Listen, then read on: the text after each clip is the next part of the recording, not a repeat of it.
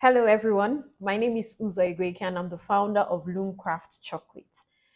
So today I want to share a bit about how our experience went at our just concluded NAFDAC inspection. So they're at our factory yesterday.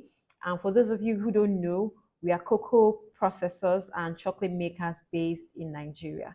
So it's basically an inspection for a food and processing facility. So basically, we submitted all our documentation, made payment about a month ago, and last week we got a call saying that they will be around this week. So typically, they will schedule a time within or a day within a particular week, and then the team that will do the inspection will inform you of the day and time that they will be around, so that you can be ready for them. And I'd also like to share a bit about, some tips and tricks that you can apply to ensure that you are ready. So we got a call saying that they will be around on a particular day, and we got ready as much as possible and waited for them. When they showed up, the very first thing is that they would sit with you, they would sit with your production manager, and we have a factory manager, so they also invited her for the initial meeting. What they do in that meeting is take an attendance of everybody who's going to be around, who's going to participate in the process, and then they start going through the documentation. So now your documentation is really important. It's not something that you do just because NAFDAC inspectors are coming around. It's something that should be a part of your business process, your standard operating procedures, your workflows. These are things that your production team should have access to, and should be pasted on the wall so that they can see and they can reference. But your SOPs don't relate to just production. You would also have the line cleaning, maintenance of equipment, the SOP for batch recall, for cleaning of the factory. So all these documents will be reviewed, and they will go through it with you during the initial meeting. So it's a sit down in an office first before you do the actual factory tour. So they would ask some questions to confirm documents that you've already submitted. And for us, they did the same thing. So we gave them confirmed details about our raw material supplier, details about the packaging materials that we use. We were also asked to bring samples so they could see. So to clarify some points that may not have been really clear in the document you submitted.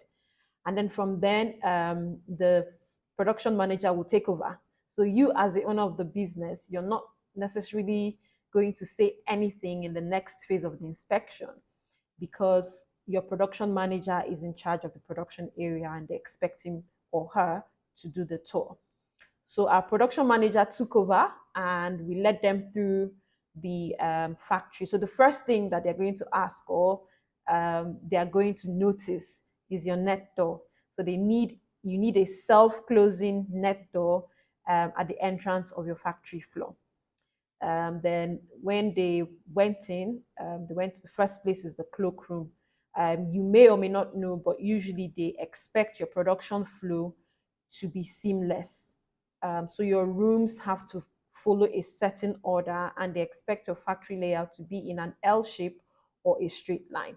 So they went first to the cloakroom. They expect a washing station, and that's where you also have your kits, your apron, your chef's jacket, your net, your face masks, and all that, and they would inspect.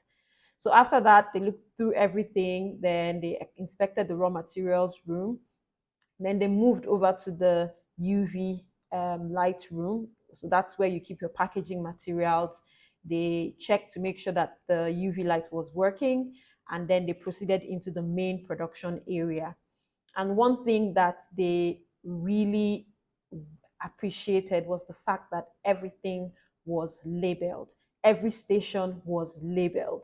So we have the sorting station where we sort our cocoa beans, where we roast, where we winnow, where we crack, where we temper, where we grind. Everything was labeled. And their comment was that, they were very happy about that because it aligned with what they had read in the documentation. And, we didn't really need to ask any question, answer any questions. They could actually go through the production flow on their own based on the fact that everything was properly documented and labeled.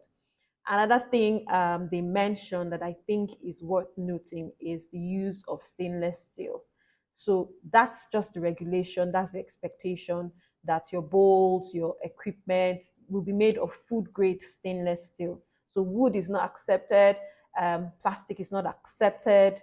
So these are things that you may need to take a look at if you're planning to have your products registered with NAFDAC. And during the inspection, you can be sure that they will check as well. So once we're done with the production area, they went into the packaging area and just asked a few questions about the temperature at which we stored our chocolate, and we told them, and they were just happy. It was, I think, the factory tour itself took less than 5 minutes, between 5 and 10 minutes, right? So, and in the end, they were like, they give us 100% because everything was seamless, everything was well documented and labeled, and all the questions we had, the appropriate response to all the questions that they asked. So, I feel like, if you get some of all these things right, you make the tour and the inspection easier for yourself. Then one thing that they did note that we didn't have was a net door at the exit row. So we had the net door at the entrance, but we didn't have the net door at the exit. So that's one compliance that we need to get right. And then, after they had gone through the packaging room, that's the final room, they exited the factory floor back into the office and explained exactly what the next steps would be. And for us, the next steps would be the actual submission of our products for lab testing.